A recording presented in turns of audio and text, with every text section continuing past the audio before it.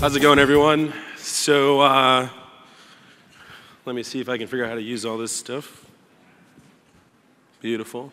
Okay, so I've got a couple of goals. My first goal is to tell you guys that Y Combinator wants all of you to apply. Whenever I travel, a lot of people around the world tell me they think Y Combinator is only for US startups. That is not true.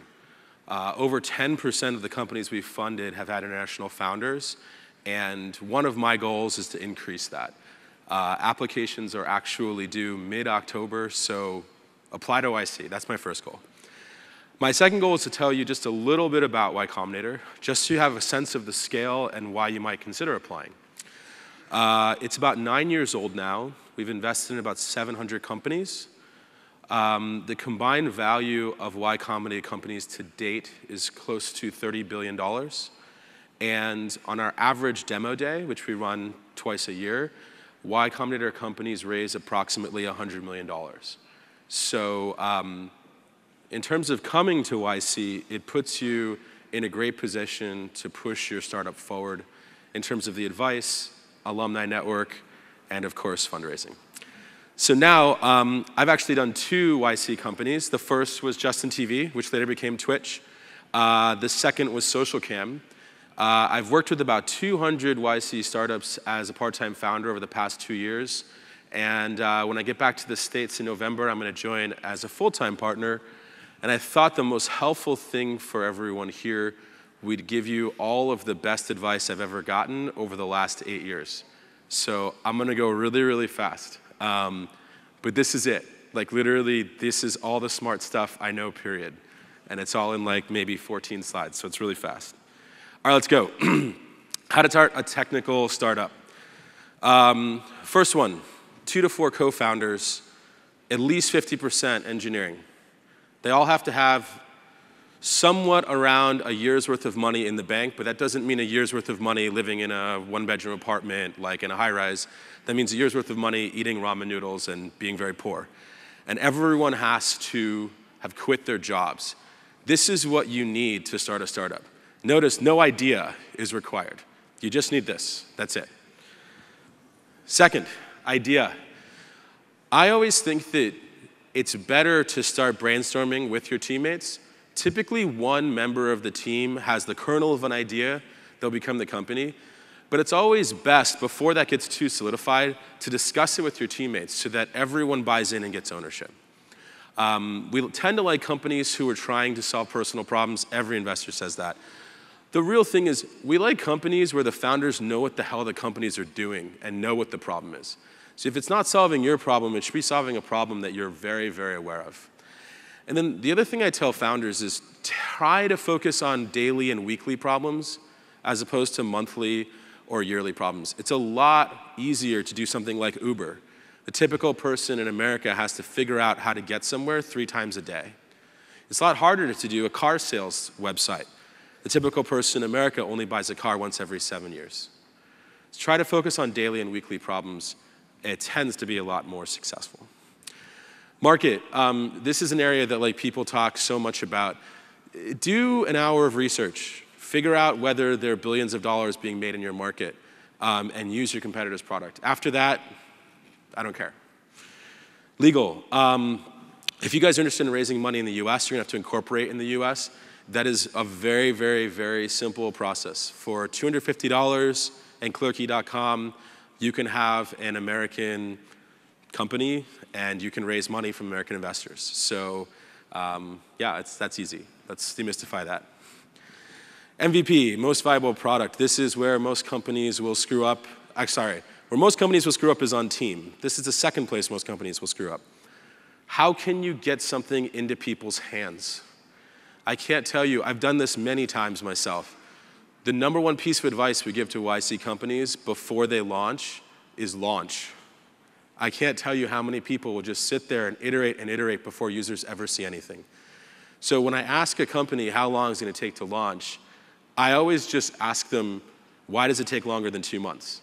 Like, I don't care what it is. I don't care if they haven't started yet. You should be able to build something in 2 months and get it in front of users. This is just saying it one more time. You're nothing until you launch. So how do you achieve growth? I would say that for the typical Silicon Valley investor, this is the #1 metric for determining whether you're going to raise money. It's not team, it's not past experience, it's not fancy investors, it's growth. So typically you're gonna go one of 3 places. One, you're gonna experiment with ads. I tend to like that strategy the least.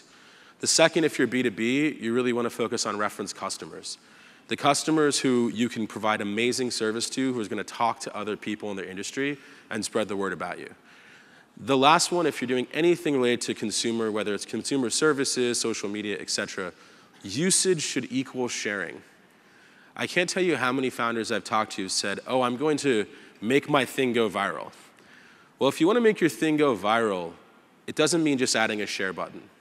The very fact that people are using your product has to create some type of sharing that has to be built in from day one. And so don't think of sharing as an extra activity or a side activity. Think of it as 100% part of using your product. All right, press. A lot of people think that they need to hire someone to do their PR. At Justin TV, me and my co-founder had a little competition on how much money we've wasted, and we'd write it up on a whiteboard, and every time we wasted money, we'd write it up there and add it up. I've wasted over $150,000 on PR firms. So I'm giving this advice because I don't want you to do the same thing. 99% of PR in the early stage, you can do yourself. The best piece of advice I've been given about PR, the thing that completely changed my whole perception, is that PR is exactly like business development. When you're trying to do a BD deal, you get a warm introduction, you follow up, you build a relationship, and you provide something of value. When you're dealing with press, it's the exact same thing. You need to get an introduction from someone, hopefully, who that reporter has always written about. You need to be able to structure your pitch so that it's real news, something launching, money being raised, a significant hire, a significant new BD deal. You can't just expect the profile piece. And what you need to do is make sure you treat that as a relationship. Once you have a reporter who's written about you, you've got to follow up with them. That becomes a very, very important relationship that can continue to provide value if you continue to follow up. PR, very simple, and don't spend money. Fundraising. Typically, companies will come to YC and ask, how do we start fundraising? And the #1 thing we say to them is that if you don't need money, people love to give it to you. So how do you put yourself in the position of not needing money? One, let's not start the company with a $1 million marketing and advertising plan, right? You need money for that. Think about how you can structure your company so all you have to do is pay for the living expenses of your co-founders. That's it. Hopefully your MVP requires so little money to get up and running that you can produce some growth without needing it. The second thing is that people don't quite understand that speed when it comes to fundraising is extremely important. When you have meetings with investors, you want them to be scheduled as tightly as possible, like 1 week, every single introduction meeting you have with an investor. The purpose of this is that, 1, it creates buzz around your fundraise.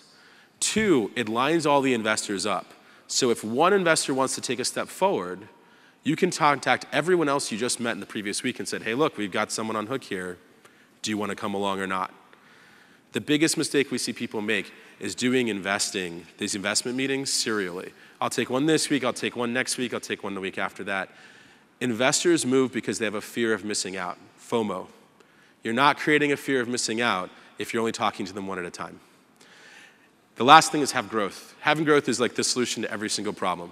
The more you're growing, the more investors are going to invest time finding you, as opposed to the other way around. So, you're having problems fundraising. How many people right now are looking to fundraise in this audience? Okay, all right, beautiful. 4 things to think about. 1, are you growing? I should have asked, have you launched? If you have a launch plan that requires fundraising, change it. 2, are you talking to the press? It's investors' jobs when they wake up every morning to find a company to invest in. That's their job. They try to trick you into thinking that their job is to sit at their desk and wait for you to walk in the front door, but that's not their job. So you need to be getting the word out about your company so that they hear about your company from someone else, not just you. 3, build momentum. Make sure you're talking to as many investors at the same time as possible. Sometimes this means cheating. Like oftentimes this means doing stuff like telling the investor you're really busy and you can only meet a month from now. So you can spend a whole month lining up other investors for that week. That's totally fine. That's totally fine. The last thing is that try to focus on people, especially for your first money, people who understand your problem because they've had it or they have it right now. Oftentimes customers and potential customers can be great initial investors, early stage. So operations, super, super fast. The number one problem that companies have is they spend too much money. That's the number one problem they have. So spend less money. Pay yourself less. Get a crappier office. Just suck it up and use less money. This is the number one way you can extend your runway, and it's 100% dependent on you, no one else. The second thing, and I can't tell you how many people do this, look at how much you spend every month. It's very simple. Just go to your bank account, download the spreadsheet that says exactly every line item what you spent, and read it every month. If you're the CEO and you don't know what your expenses are, you're not doing your job. Then figure out how to spend less money. That seems pretty simple. All right, hiring. One of the goals I like to kind of instill in people in hiring is figure out how you can increase the average talent with each hire. Oftentimes founders think that they are like the smartest people in the universe. Founders tend to be pretty smart, but very, very, very willing to take on risk. And so your first couple employees should be a lot smarter and just a little bit more risk adverse than you are. If when you're hiring someone, you don't think you're increasing the average intelligence of the company, you made a mistake. Because those people are basically your hiring advertisement. If those people are smart, other smart people are going to want to come to your company. If those people are not smart, everyone knows it. So one of the things that I always think about is like, if you can't hire someone who's smarter than you, just do it yourself. Hiring a lot of people is not required. Be fair and transparent. When you give someone an offer, you need to tell them how much stock they're getting. They should get stock. You need to tell them how much stock is outstanding. You need to tell them whether their salary is typical for what you give, and if not, be honest. A lot of the times, your first employees are your most valuable, and if you show them loyalty, they'll show you loyalty back. And then the last thing is hire slow. My second company, Socialcam, had 3 founders. When we sold, we had 3 founders, no employees. We didn't necessarily want it to be that way, but we were able to grow a product to over 20 million downloads with 3 people. So don't tell me that you can't do a lot with just your founding team. You can do a whole lot. I think Instagram sold for $1 billion and they were under 20. So hire slow. You can do it. Very quickly, if you're interested in applying to YC, I'm going to go through this super fast. 1, make sure you've got that team makeup that I said before. If it's 5 business people and an engineer in India who doesn't work full time and is from a consulting company, that does not look like one of the most successful companies coming out of the world right now. So change it. Launch or be ready to imminently launch. Make sure you're going after $1 billion market. Try to grow as much as possible. And always think about how not you can just get into YC, how you can graduate at the top of your class. A lot of companies feel like getting into YC is the whole game. It's just the beginning. 3,000 companies apply every 6 months. About 85 got in the last batch, and every single one of them we told, it just started right now. Like, you didn't win anything. So make sure you understand how can you finish, not just how you can start YC. For the YC interview, I'll skip this. If anyone wants to talk to me about that, we can do that later. So that's everything that I know about startups. I think I did it in under 15 minutes.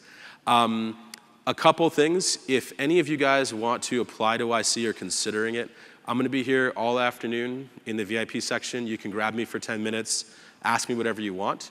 The other thing is that if any of you guys have applications that you'd like me to review before submitting them, you can just email me at michael@ycombinator.com. Bam. All right. Thank you, guys.